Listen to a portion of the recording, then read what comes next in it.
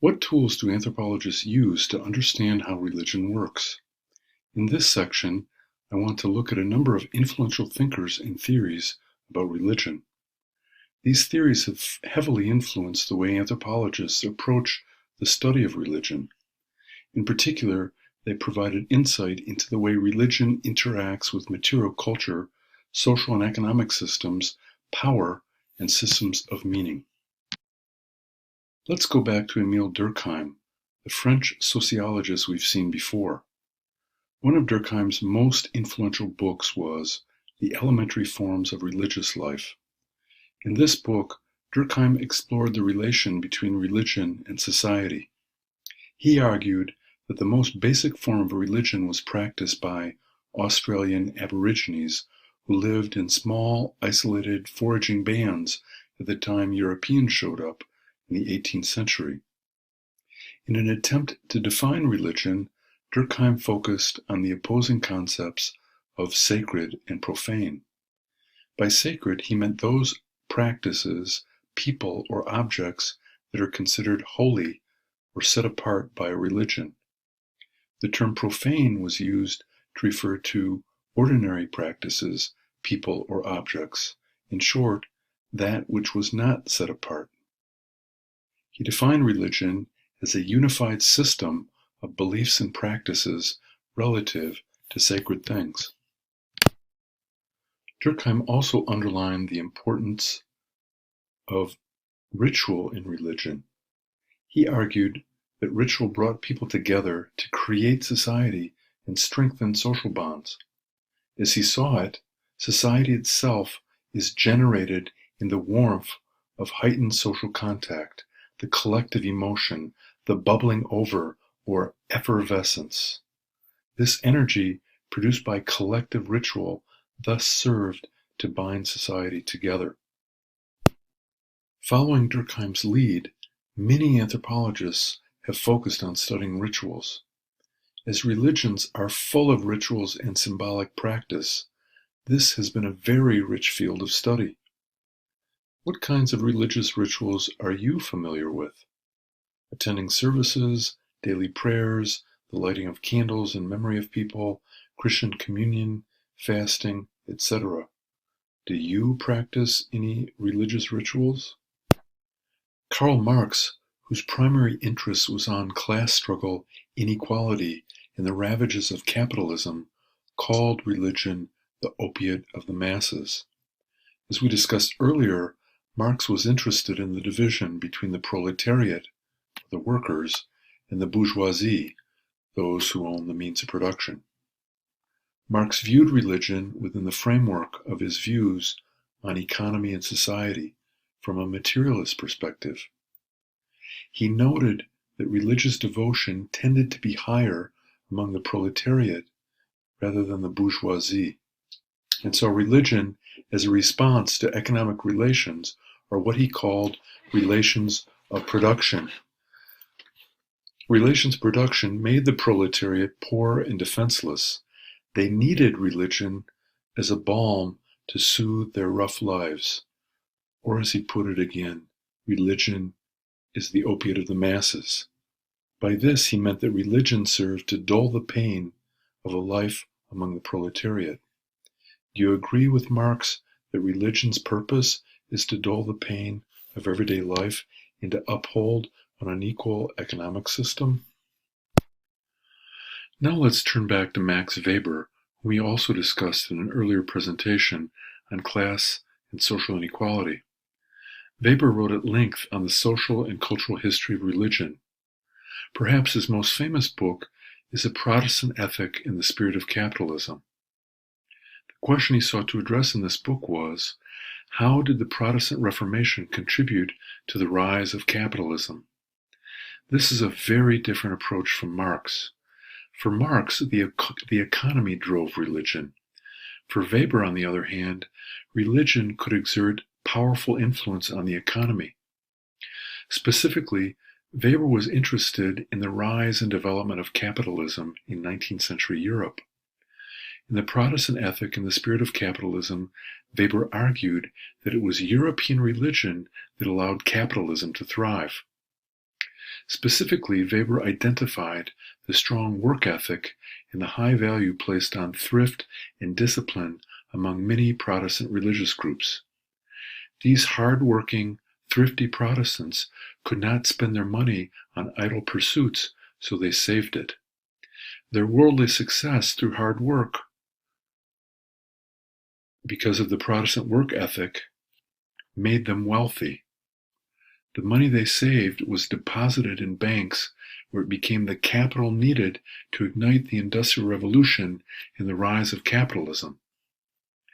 Weber, however, worried that the success of capitalism would increase the rate of cultural secularism, that is, the abandonment of religion, and in the end would undermine the success of capitalism itself. Weber also wrote on shamanism, which he classified as an early stage of religion. Shamanistic religions are focused around individual religious practitioners known as shamans. Shamans have a special and personal connection with supernatural powers or beings. This ability is typically activated through a shamanic trance.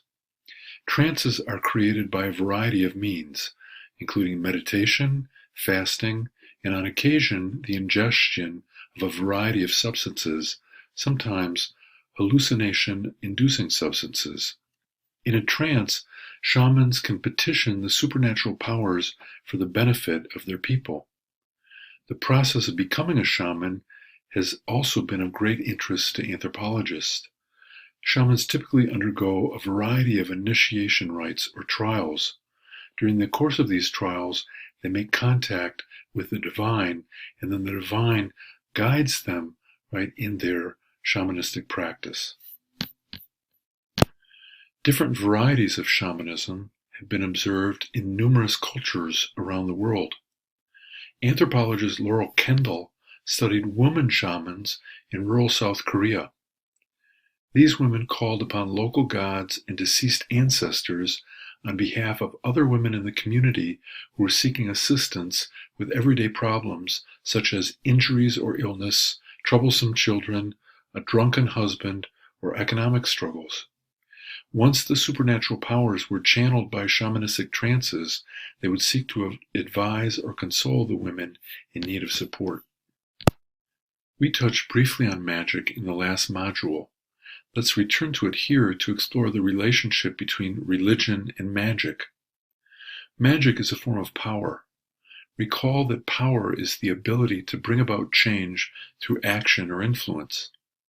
We can think of magic as the ability to bring change through supernatural action or supernatural influence. How this supernatural power is used or wielded varies drastically among different cultures, but power is a primary topic. Many anthropologists have studied magic over the years. We'll look at three prominent examples. Evanspritchard made a major contribution to rethinking the logic of magic and witchcraft. We've already looked at the work of Evanspritchard among the Nuer in Sudan. This time we want to look at his work with the Azande of Central Africa.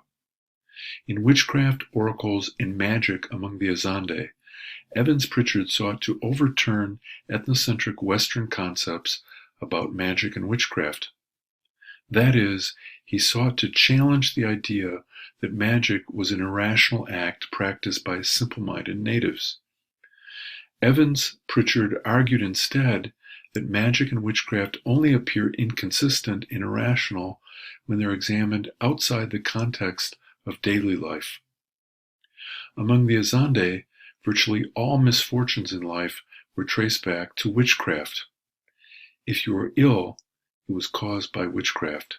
If someone died, witchcraft, and so on.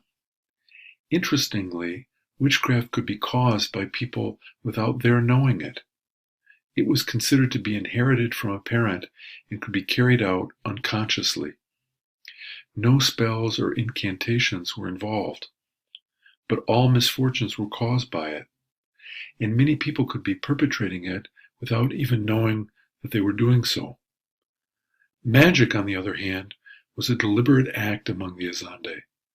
Magic was consciously performed through incantations and spells by trained witch doctors, a Western term if ever there was one.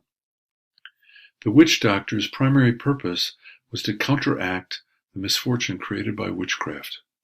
Using their magic, witch doctors attempted to identify the source of misfortune and then ask that person to stop performing witchcraft. One of the functions of these practices was to allow for the resolution of conflict and enable people to live together.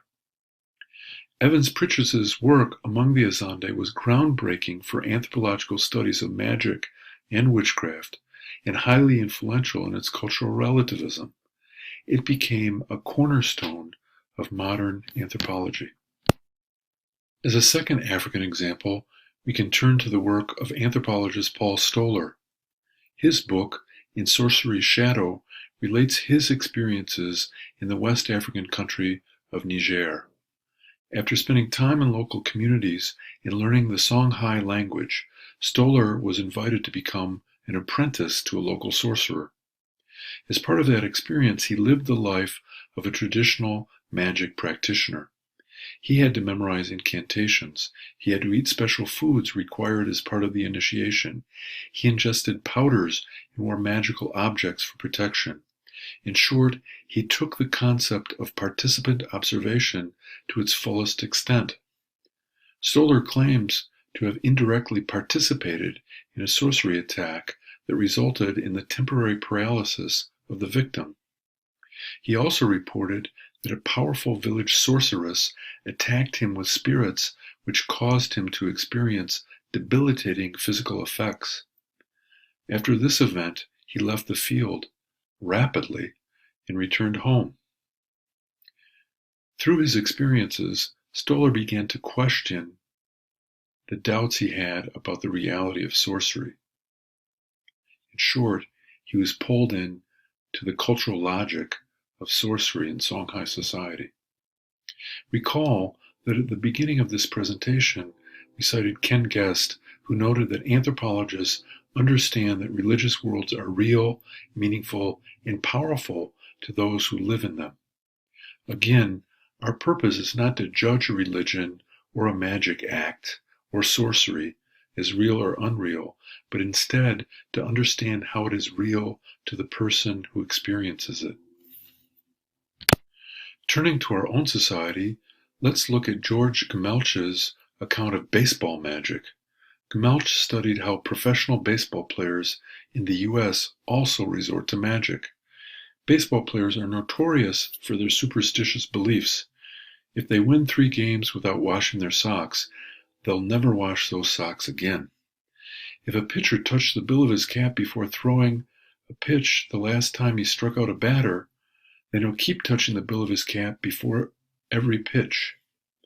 A cultural pattern of beliefs has developed among these athletes that favors the use of repetitive acts with the belief that they will bring about a desired outcome. You may think that these are just little superstitions and do not amount to magic, but we define magic as the ability to bring about change through supernatural action or supernatural influence.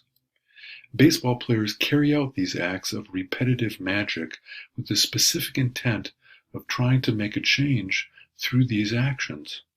Thus, magic is alive and well in the modern United States in its practice by culturally prominent individuals.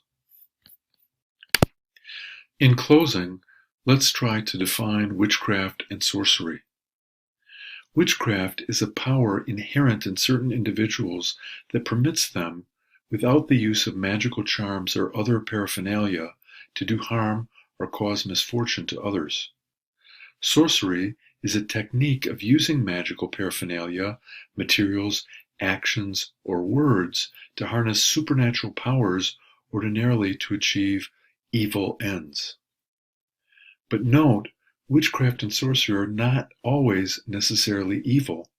Power can be used for a variety of ends, including protection and healing. I like to think of witchcraft and sorcery as a loaded gun, right? It can protect you, it can harm others, it can even harm yourself. Anthropologists seek to understand the cultural logic and meaning of religious practices and religious systems, including magical practices, witchcraft, and sorcery.